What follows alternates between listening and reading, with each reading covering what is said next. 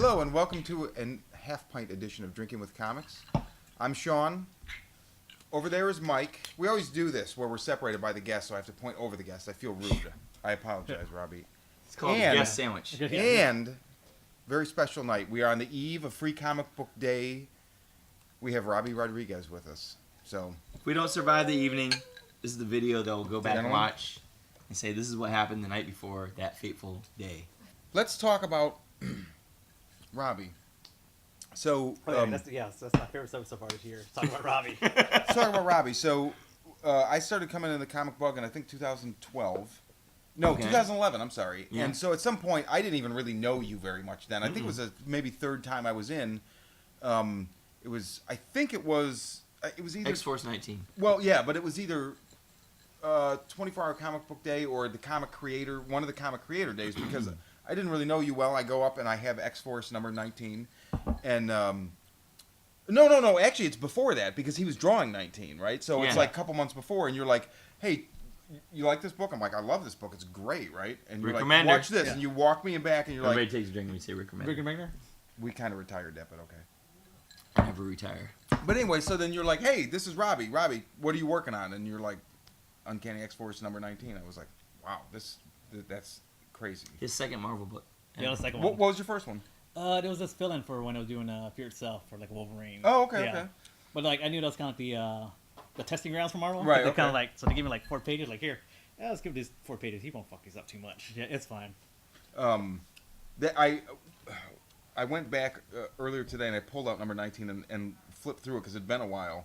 And you've got a great scene with Phantom X and Wolverine where they're drinking and just Phantom X. When Phantom X just pours the beer out. Yes. Yeah. And at one point he like throws the can. He finishes his can and throws it at Wolverine. It thunk off his forehead. Yeah. It was really cool. But I don't know. So I liked that book a lot. It was great. Like because I've known Rick for a long fucking time. Really? Yeah. I know he was doing like Blackheart Belly. Okay. It's early days. Yeah. I don't know that at all. Because we have mutual friends with my bigger brother like Greg and yeah, Rick's the one he recommended me for the gig. That's awesome.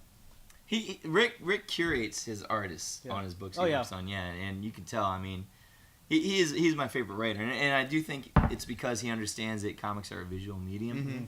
And well, Rick's also an artist too. He knows. He is an artist. Yeah, that's right. Yeah, he is. Yeah. Like, see, that's why he's the best. That's like working with Jason too, because he's like an artist too. He knows how Jason to write. Latour is, yeah. He knows he writes how Southern to Bastards. Yeah. Or No, he draws Southern he Bastards. Does, but he also like he works with the story with Jason too as well. But but it was like you have like artists who have become like great writers, like both those guys. They understand how to work with like an artist. They're like, all right, this is where I'm gonna like guitar solo, and then I'm gonna step back and play lead. Right. I'm gonna let you rock the fuck out right now. See, I like the you speak in rock and roll metaphors with comics as well as I do.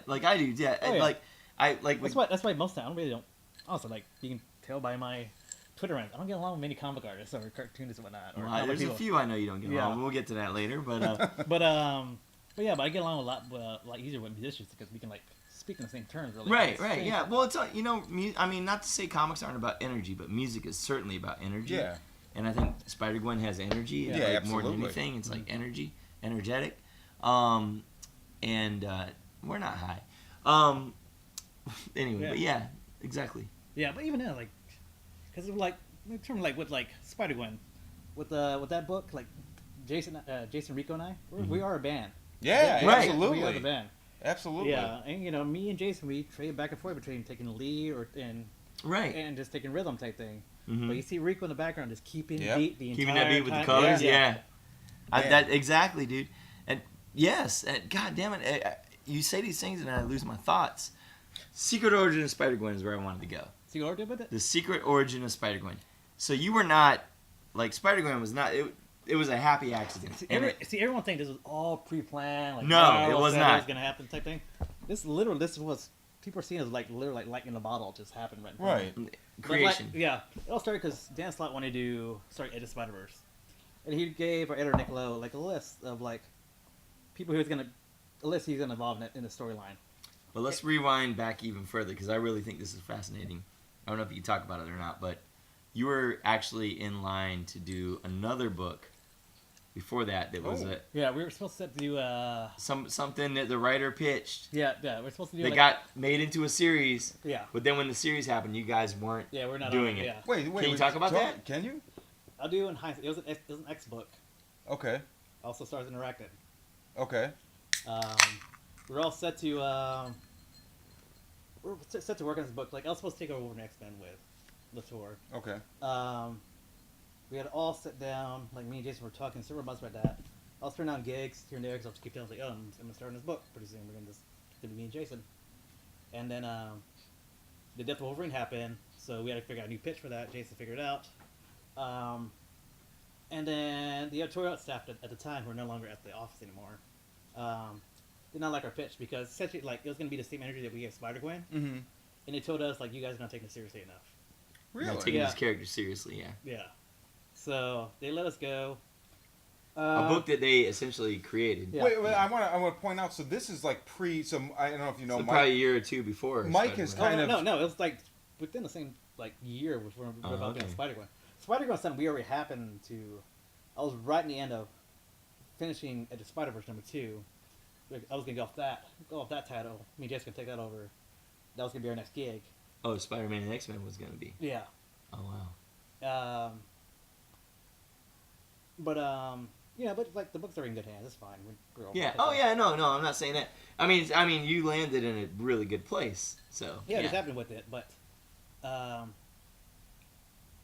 then after that, like Nick Lowe, who's had her back for the entire time at Marvel. Mm-hmm. Like Nick Lowe is the editor-in-chief, or not editor-in-chief, but like editor for over the Spider-Man books. Okay. Right.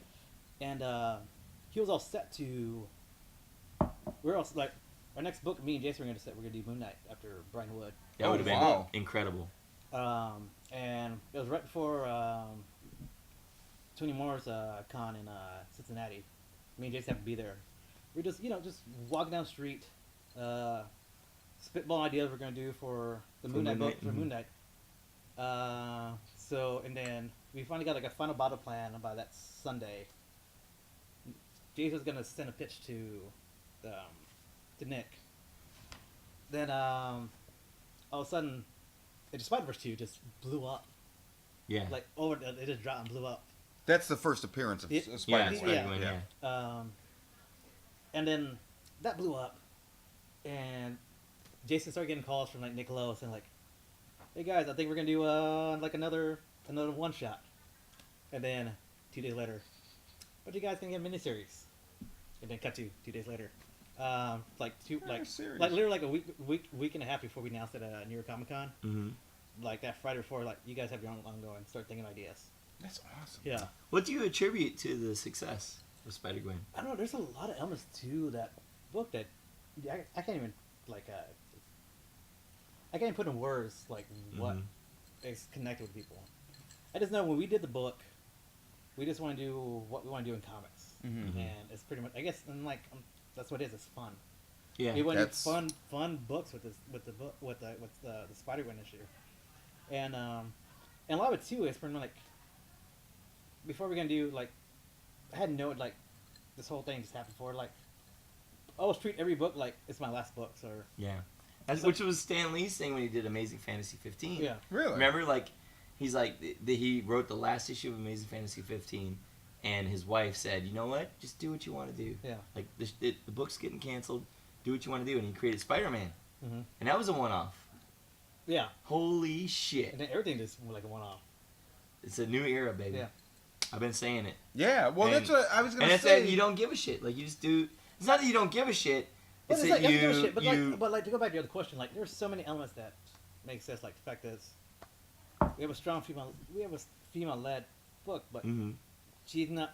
She's different from like Thor right now, or Right. Spider-Woman, or even like Silk. Well, not so like. How is she different? Oh, she is like it's like two different like genres. It's like she is that like when we were pitching it, or when I was developing the ideas with Jason about the look of or what the idea is what who's our Gwen is, because like literally people associate the 616 Gwen with ours, which is not. She's a completely Right. different character. Right. Well, 616 dead, right? Well, no, 616 the character. 616 Gwen didn't really have a character. Right. I went back and researched it. Like there was Yeah, nothing. nothing She there. just happened to be there. So and like pretty much it was gonna be like it's literally like a 18-year-old Deborah Harry, and she became Spider-Woman. That was the idea of what we wanted to do. That's awesome. Yeah, and I think something like that, some like strong female character like Deborah Harry is kind of something like connected with a lot of the audience. It's just both male and female in general. Mm-hmm. Well, I mean, plus she's a teenager and she carries herself like a teenager. I mean, the hoodie, the iPod, the kind of relationship with the father, and she's not self-assured. I haven't read the female Thor, but I mean, I'm assuming the female We Thor don't even is know like, who the female Thor is. but yet. she is self-assured because she picked up the hammer, right? So I mean, it goes without saying that she is a She's superhero. at least worthy. Spider-Gwen feels more like she's a superhero, but not because she's like, I'm a superhero. She's like, I'm doing my thing and trying to get by, and there's this happening and this happening and this happening, and I'll make do. I'm figuring it out as I go. And the significance is, too, that the 616 Gwen Stacy is the first refrigerated character, I think, right? Where, She pretty much just killed off her plot line. Yeah. Right. You know, that's all I associate with her was like, she's a plot line. Yeah. But Gwen Stacy, like, growing up, like, because Jason's a far more bigger Spider-Man fan than I am. Like, that's the one thing that makes our relationship kind of work, or the book work really, because I'm like, as far as like mainstream books, I'm the casual guy, and Jason's the really more hardcore. So you appeal to the casual reader, the people that come in. And then like Jason brings in the hardcore readers that with his writing technique. That's interesting. Yeah, That's cool. Yeah, so like that's the aspect too. But yeah, growing up when I see like Gwen Stacy, like she was just a plot line. That's all. She was just a plot point. That's all. Just to like. I don't. To make fucking Spider-Man sad. She lasted like 80 issues before she was off, but she didn't really do a lot. Yeah, she didn't much. She was just always there. Yeah. Like just, Betty and Veronica. Right. Well, I mean, that's the age where there wasn't a hell of a lot of character development, especially in the side characters. I mean, they were there primarily to be ornamentation for the main character, right? So she wouldn't have. I'm curious. So with the book that you were originally going to do when you got booted off, and you said because basically you wanted to apply the same kind of feeling or tone to it. Yeah. So it's interesting. That was like you said about a year ago, or a year and some change. No, it was just right around, it was around the time when Edge of Spider-Man 2 came out. Okay. This is the same. Like October. All of this happened within the span of like 6 months. 6 months in general. Mike has kind of quoted this thing, the icon, or the inclusive age, and it's interesting because now, do you feel like now that all this has happened, there's like the people call it the Batgirling of the DC universe, where I think you guys were very instrumental in showing like, hey, comics are for more than just like the people that you make them for now. There's other people that would be into it. Do you think that same pitch right now that you had for that other book would go? Oh, definitely. It would definitely go with it. It's so interesting to me how things just change on a dime. And I mean, it's really interesting that you were there. No, I mean in general, like comics just changed. We just saw it change. I do think we did. Do you think we did? Oh no, I saw the wave go in there, and like it's one of the cases like that's when me and Jason were like, dude, like there's gonna be a new watermark. This we're gonna go, and so you knew this was gonna be as successful and as far as like Spider-Gwen changing as it was. No, not that. But you saw it happen. But I knew I know anything we're gonna be like one of the books that does that. But you saw the zeitgeist. But yeah, I saw the guy. I see the trends going this particular direction, and like. Well, I mean, why not, right? I mean, who goes? Which is fucking fantastic. Well, yeah. I mean, dude, who goes to see the superhero movies, right? Who just directed the movie that opened today? Joss Whedon, right? Uh-huh. He did Buffy. Buffy was, I think, one of the first things where I think Buffy would be bigger today if he did it again. It would be. Yeah, it would be huge. Because that was he's one of the first people to be like, let's make this stuff Buffy, for girls. Dude. Like girls don't can make be Avengers nerds. 3. He's not doing Avengers. I know. I know. I'm just saying. Don't reboot Buffy. Go back to Buffy. Give or take, it's perfect where it is. Don't. Oh, I got something to talk about. Okay. The Married with Sea Monsters thing. How that came, because you told me the story. We can end it with this. With like, so everyone knows like the Face of Tiger song we did for. Well, okay, so let's set it up. So, in Spider-Gwen. Yeah, the book. There's a band called the Mary Janes.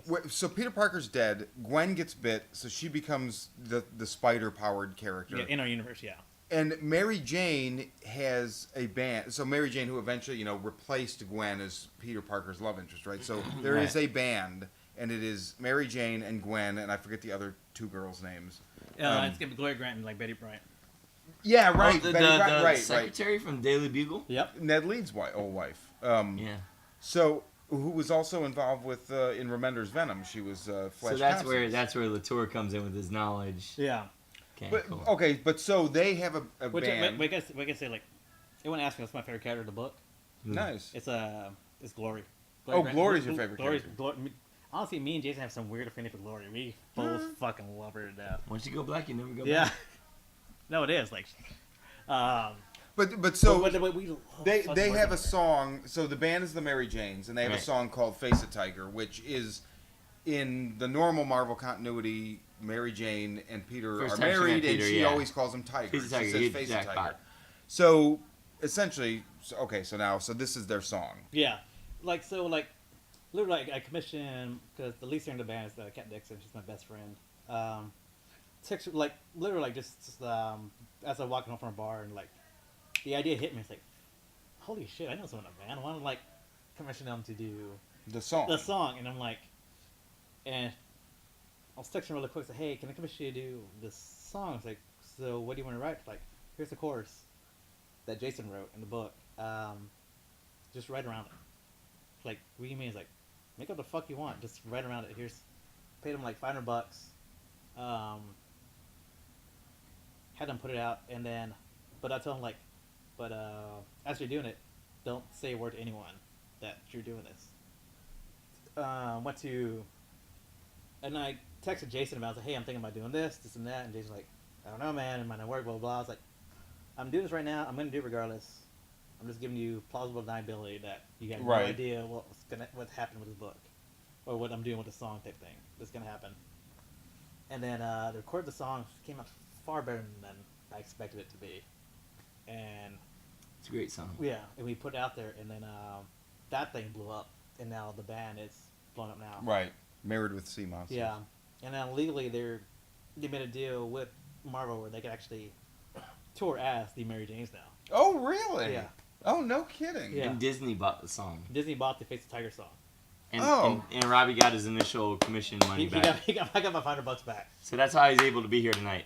That's, Yeah, that's such a good story. That's like so many things coming together. It's And about this is- believing in yourself, Yeah, really. right, Yeah. man. The moral of your story, dude, is believing in yourself. Like, I'm doing something awesome, investing in it, you know. Yeah, absolutely. From Push top it to forward, bottom, yeah. your story is exactly that.